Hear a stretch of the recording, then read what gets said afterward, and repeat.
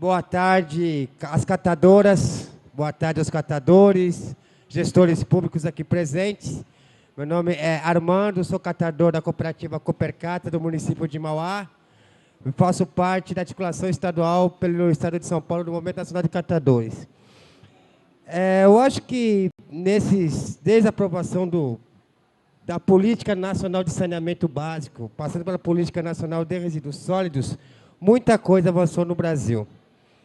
Mas também a nossa avaliação e a nossa preocupação é justamente o quadro do ente federado que tem que estar cumprindo na questão da gestão integrada de resíduos sólidos aos municípios.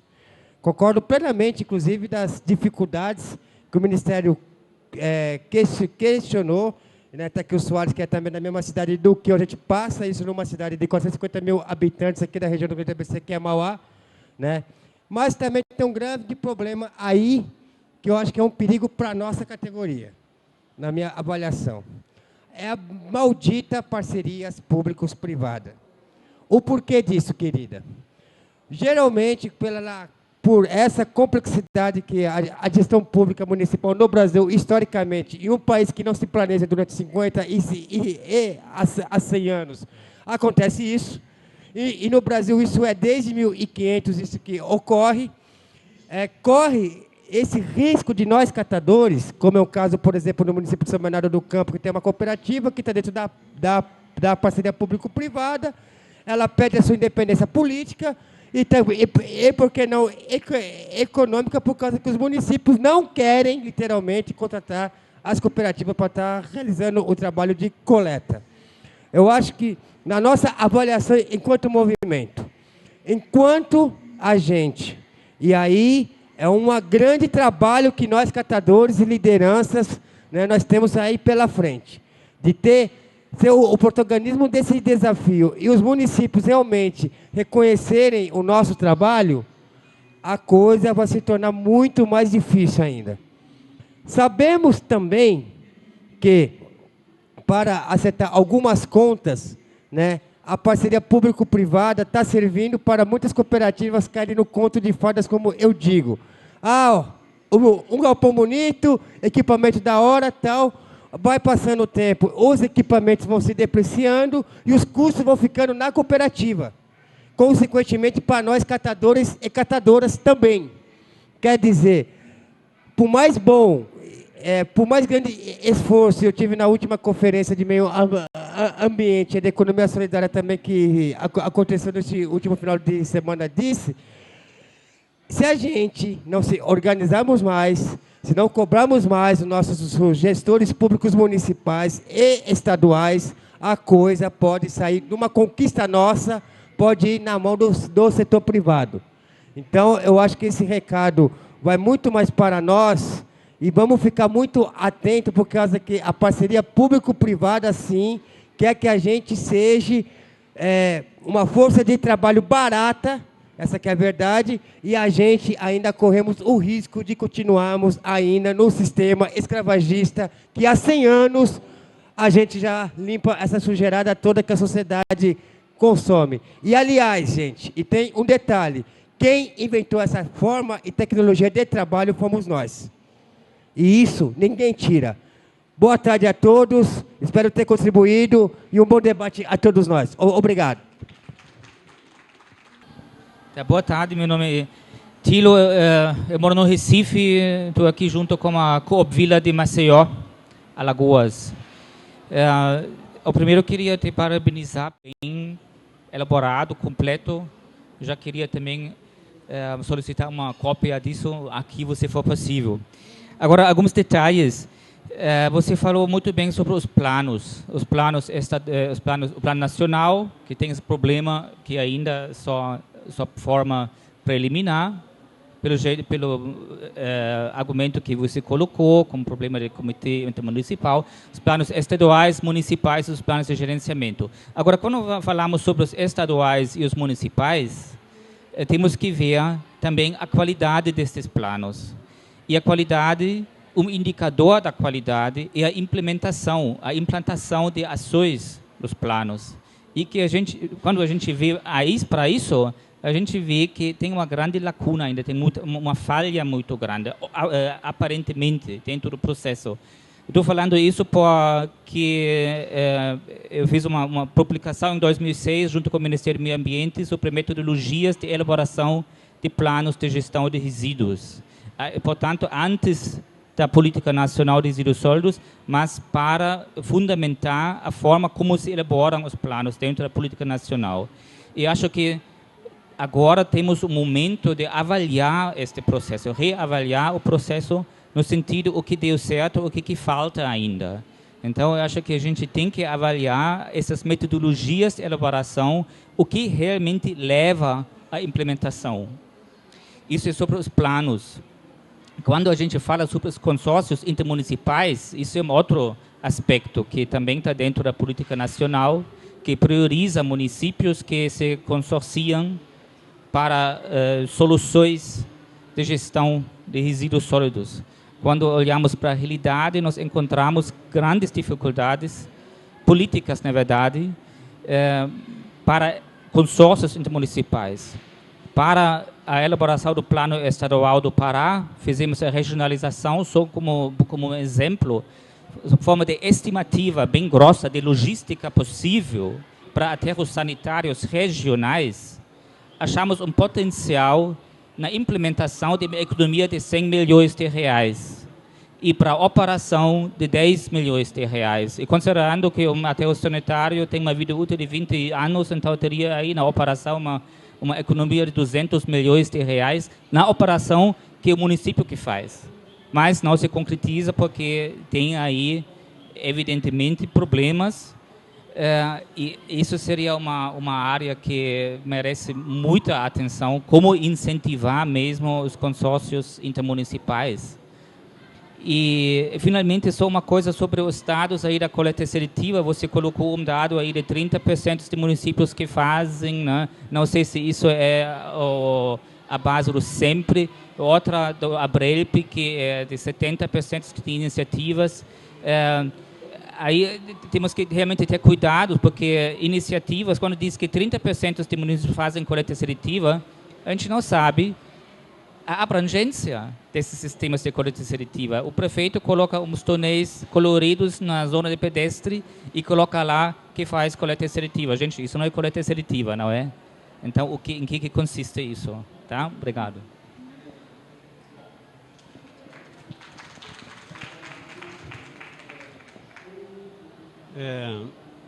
Eu sou Brasil Laerte. Primeiramente, parabenizar aqui a belíssimas explanações aqui da senhorita. Também cumprimentar todas e todos aqui reunidos aqui para debater, vamos dizer, a políticas públicas do meio ambiente. Está baixo, o som abaixo. Está baixo mesmo, baixaram o som. É regular aqui, ó. Abaixo. Eu sei. Aí. Alô? Aí.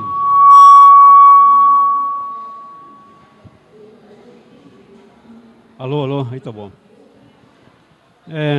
Laerte Brasil, já sou presidente da União Global Seguros dos Trabalhadores e Empreendedores Sustentáveis do Brasil, né? Que é o UGTSB. A central da gente está sendo organizada em 98 países. E aqui na Zona Sul, aqui, a gente começamos a instalar uma usina para reciclagem, vamos dizer, do óleo, vamos dizer, de cozinha, né? Nós tivemos uma ação marcante aqui em 35 audiências públicas aqui do plano de metas aqui do prefeito e em 115 audiências públicas do PDE, né?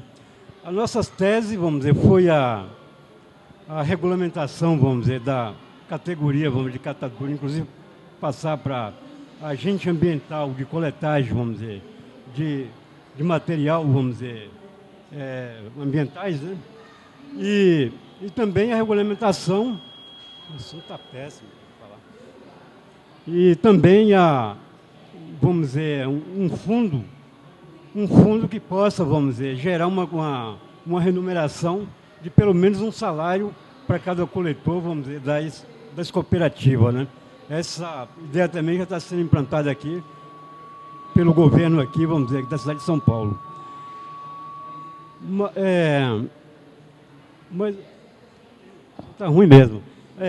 Mas a pergunta que eu vou... Essa aqui é uma das perguntas, né? Se esse sistema não daria para ser implantado em todas as cidades aqui do país, né? Que seria a remuneração através das prefeituras do governo de estado para as cooperativas e os catadores, né? E a outra tese, vamos dizer, que eu queria colocar aqui, vamos dizer, que não está no meio, mas ser do Ministério, há 20 anos atrás eu participava de um congresso internacional do meio ambiente lá na Europa, em Lisboa, e eu apresentei a tese, vamos dizer, que hoje a terceira guerra mundial pode surgir pela falta de água, né? Está vendo aqui em São Paulo, aqui, isso mais por falta, vamos dizer, de investimentos de tecnologia avançada para o desenvolvimento hídrico, tanto aqui no estado de São Paulo e a nível nacional. Eu apresentei uma tese, vamos dizer que cada país ele poderia usar 40% do seu uso da água do mar. Tecnologia avançada de sinalização, e futuramente essa água daria até para beber, né? E o país de Israel é o primeiro país, vamos dizer, a usar, vamos dizer, 30% da água do mar, e só esse projeto lá está gerando mais de 1 milhão, vamos dizer, de novos empregos no país de Israel, né? Eu queria saber se você tem alguma tese, alguma coisa que você acha da visão da implantação desse grande projeto aqui, que será o futuro aqui, tanto no país, aqui no estado de São Paulo. Era só isso por enquanto. Em relação à remuneração dos captadores pela prefeitura, esse não é um trabalho que o governo federal tem que fazer. E o que a lei traz é que a prefeitura ela pode contratar os catadores por dispensa de licitação para fazer qualquer atividade relacionada a resíduos sólidos no seu município. Então, eu tenho um exemplo muito claro, é lá de Natal, no Rio Grande do Norte. E em Natal, eles pagam uma quantia para os catadores fazerem a coleta seletiva no município, porta a porta. Então, quem faz a coleta seletiva no município não é uma empresa que vai passar o caminhão, são os catadores. A prefeitura ela fornece os caminhões, a manutenção dos caminhões e ainda paga a cooperativa, são duas, se eu não me engano, uma quantia, dependendo da quantidade de resíduos que eles coletam. Eu não sei, eu acho que chega em torno de R$50 mil. Eles pagam para a cooperativa fazer essa coleta e todo o material coletado a cooperativa vende e o dinheiro é toda dela. Então, no Brasil, só falta vontade política. Essa é a minha opinião. Não do Ministério, mas é a minha opinião. Falta vontade política dos municípios em começarem a pensar que eles podem economizar, ao invés de contratar uma empresa privada, ela pode contratar uma cooperativa para fazer, ou uma rede de cooperativas para fazer esse trabalho no seu município. É tudo questão de gestão e organização, da mesma forma que o problema da água. A outra pergunta?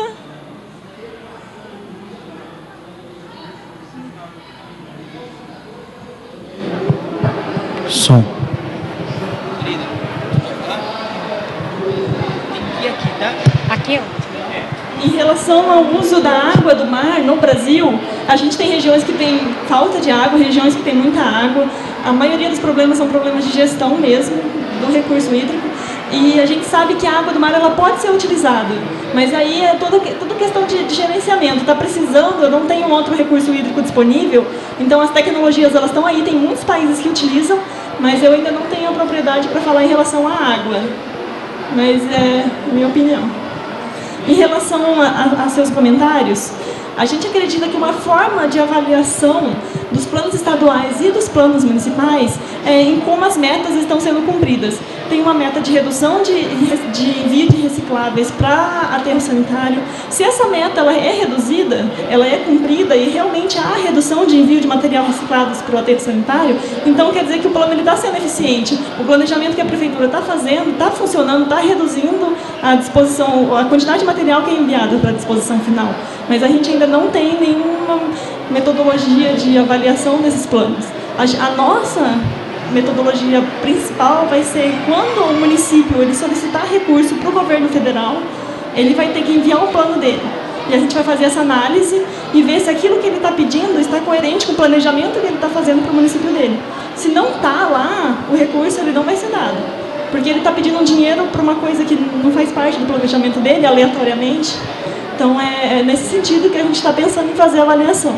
Até porque o Ministério do Ambiente não tem corpo técnico para fazer a avaliação de tantos planos de Tem nada a ver com aquilo ali, existentes, né? Eu E em relação às iniciativas, é aquilo que eu falei no começo da apresentação. A coleta seletiva e a reciclagem, ela está muito iniciante ainda no Brasil. Então, essa declaração aqui são declarações de iniciativas. E o próprio estudo, ele fala, às vezes o município declarou que tem, e às vezes é um bairro que funciona alguma coisa, ou tem uma cooperativa que faz um trabalho um pouquinho melhor. Mas ainda assim são iniciativas, ainda falta, não são, aqui o estudo ele não trouxe programas consolidados de coleta seletiva. E é isso que a gente vai tentar trazer na revisão do Plano Nacional, um capítulo exclusivo para a coleta seletiva, identificar as ações que são verdadeiras, que elas estão no município inteiro. E aí isso que a gente vai trazer no plano nacional quando a gente fizer a revisão. A gente está trabalhando nele na revisão agora, a gente começou esse segundo semestre, e a gente espera que até no final de 2015, começo de 2016, a gente tenha esse plano revisado, numa estrutura trazendo agora a realidade do Brasil mesmo, no que evoluiu desde o lançamento da Política Nacional de Resíduos Sólidos em 2010 até agora. Os planos no Brasil, o Brasil tem muitos planos. Alguns deles servem muito bem para suportar a televisão. Quando está caindo, você coloca embaixo, né? É o que está servindo. Porque não tem análise, não tem métodos, não tem indicadores. Eu sou de Mauá, eu trabalho em Mauá, na prefeitura de Mauá. Tem um problema sério para discutir resíduos lá também. E a questão política. É o entendimento político do gestor público e entender a questão do resíduo sólido enquanto política pública, na visão de saneamento, na visão de educação, na visão de saúde, na visão de questões ambientais, e relacionar os planos com as mudanças climáticas, que ninguém se toca isso, né? O plano conversa, o plano de resíduos tem que conversar com saneamento, com a 11445, que diz da responsabilidade dos municípios do resíduo, e com as mudanças climáticas. Ele tem que dialogar. Se ele não dialoga, ele é um plano como todos os outros, serve para uma boa leitura, para quem gosta de aprender a ler, ou para decifrar números, né? É muito complicado isso, que é justamente depois da implementação. Como implementar planos? O Brasil tem vários planos. São Paulo, recentemente, elaborou o plano estadual, já foi aprovado. Ele já tinha 12.300, que era a lei. Desde 2006, ninguém aplicava a lei. 2006.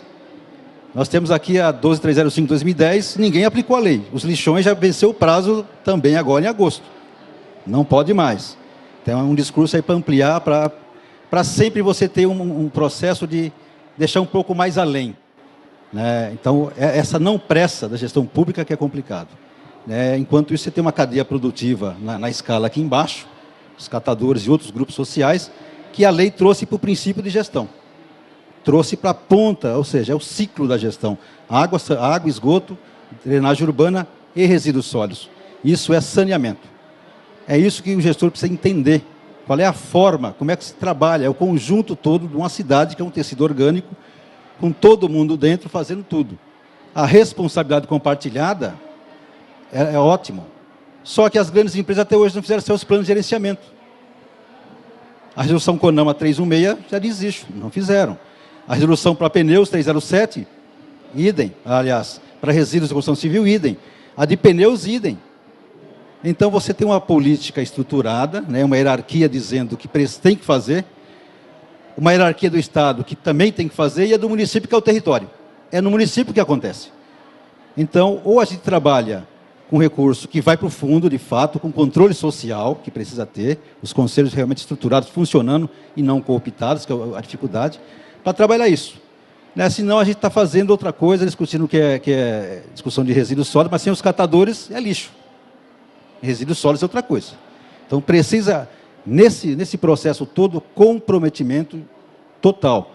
O Ministério Público está onde? Para cobrar.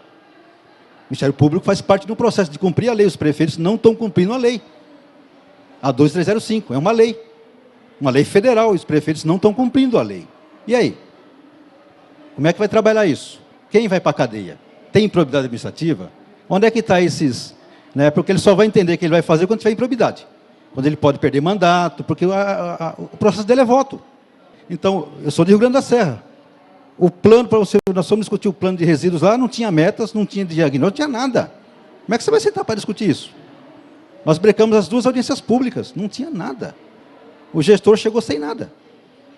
Fica difícil, né? Dizendo que não precisava saber quantas pessoas tinha, quanto tinha de lixo, para onde que ia, o contrato, quem pagava. Peraí, se eu não tiver isso aqui, fica complicado. Porque quem paga os resíduos é a sociedade. O gestor público tem o dever de pegar esse recurso e gestar o dinheiro para justamente pagar esses resíduos. Ou seja, escalas de redução, metas de redução, os programas têm que ser feitos, as parcerias público-privadas, que nós alegamos são porcarias públicas e privadas ainda, né, que interessam a um grupo, esses grupos não estão interessados em política pública, é lucro. É o que o capital tem é lucro. Então, precisa trabalhar muito bem isso. Os consórcios que foram previstos na lei é a grande saída estratégica para municípios pequenos, mas as grandes empresas que também querem discutir saneamento estão pegando essa fatia, entrando no processo que é mais fácil pagar uma conta, porque nós conversamos sobre isso quando tinha que discutir o orçamento público para pagar a empresa privada para recolher o resíduo, podia. Quando discutimos para os catadores fazer a mesma fatia, aí era dinheiro público. Quando você fala da péssima qualidade dos planos, é por isso que a política traz que o plano ele deve ter uma elaboração participativa, inclusive da sociedade. Porque a sociedade, ela vê que aquilo está errado, ela tem que pressionar para não deixar aquilo sair. Porque para contratar aquele estudo do plano, foi usado dinheiro público. E aí uma população que olha e deixa aquele dinheiro ser usado num produto que vai ser inútil, aí que a gente tem que estar em cima. Os movimentos catadores têm que ir nas audiências públicas da elaboração do plano, tem que observar isso. E em relação também às disposições de aterro, as empresas elas ganham por tonelada. Então, elas não vão lutar para que haja uma redução do resíduo que vai ser enviado para o aterro sanitário, elas ganham por tonelada. Então, é outra coisa que o município tem que ver na hora que ele estiver planejando. Eu gasto tanto para dispor meu aterro, no aterro sanitário, daquela empresa ou do próprio município. Então, eu quero reduzir isso é reduzir a quantidade de material que eu vou estar enviando para esse lugar. Então, ali você já reduz um monte de custo e pode pegar esse dinheiro e ser aplicado em diversas outras partes. É tudo isso que a gente tenta passar para o pessoal com as nossas palestras. Eu até não falei aqui, porque eu fico muito nervosa quando eu apresento e eu esqueço. É dessa pirâmide aqui que a gente tem que trabalhar. E a política traz isso lá nela. Ela fala, a prioridade, a não geração, a reciclagem. Por último, você tem que se preocupar com a disposição final. E aí as pessoas elas estão hoje, quando você vai num evento de prefeitos, de gestores, de pessoas que trabalham diretamente com a gestão de resíduos sólidos, você vê eles preocupados com o prazo da política do dia 2 de agosto de 2014, que agora eles vão ser responsabilizados e de mais outros assuntos, quando ele tinha que estar preocupado já com as outras cadeias. E os planos eles não trazem esses tipos de estudos, e eles deveriam trazer. Qual que é a solução? A solução, geralmente, do plano eu vou implementar, vou construir um aterro sanitário em 2 anos. E a outra coisa também, assim, em 2 anos, mas você tem o dinheiro para fazer esse aterro sanitário? Você vai dar conta, depois, da manutenção desse aterro sanitário? É isso que o plano tem que trazer, e aí ele não traz essas informações. Ele traz lá... Vamos supor que o custo de manutenção de um aterro, depois que ele é construído, é R$100. E aí o município tem uma renda para resíduos sólidos de R$50. Aí ele fala para a população no plano, o município vai ter aterro sanitário.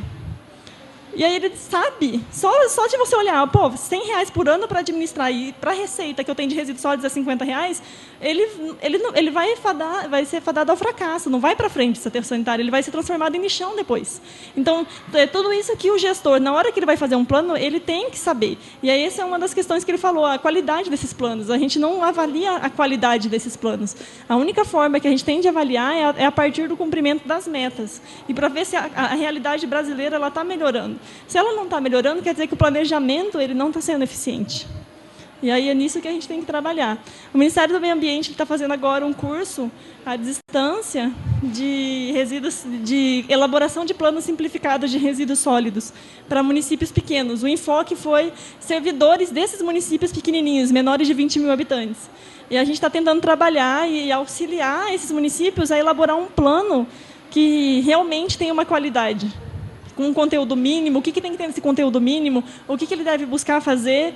A gente ainda está, acho que, uns 900 pessoas só capacitadas, mas é um curso recente, começou no final do ano passado, a gente está na 3ª edição agora, e é um trabalho que a gente ainda vai ter que dar continuidade a ele, que a parte da gestão inicial da política ainda ela está muito no começo.